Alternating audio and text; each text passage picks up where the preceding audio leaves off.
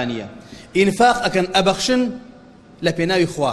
إتلقى الزكاة ماليا به صدقة كردن به أبخشن هم بنهيني هم بأشكرا بنهيني صدقة تطوعة بأشكرا زكاة مالي خوي تعالى بخلق فير به زكاة بدات أما هموي حق مافا هندي الدولة من ديا عليه حسابي خوم كردوا زكاتكم أو دفترها دسم تناتي بيدم باركم كم بيتوا جار صدقي بوكم مبارك باقوا به أو خوي هلا خاطيني نعوذ بالله واجب الزكاة دان أو كوام مالك الزكاة تبيت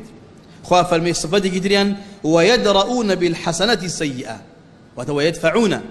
بالأعمال الطيبة الأعمال السيئة بكر دوي جوانيان خرابة دور خنوا برامبريان جاهلي بكرة جاهلي ناكن بقصي جوان ردد نوا لقل سفيه نابن لقل جاهل نابن منكر يان بيني بمعروف ردد نوا قصي طاريان بيني بقصي شنو ردد نوا واتكسانك آجاوتينين بو بشوي ناقرن سرقرمي فتنانين كسانك خرابة بتشاك دفعكن منكر بمعروف دفعكن سيئة بحسن دفعكن أو نصف دي إنسان شاكا أو فرما يشتي خوائم اللي جو بقرين آجاونا منت فتننا منت خلق بخواه أتيته ليقنا كون أولئك لهم عقبى الدار أوانيك أم صفتانين انتي وخواليان رازية عقبى دار واتا باشا روج بهشت بو أوانا بهشتكي خوال دوار روج بو أوانا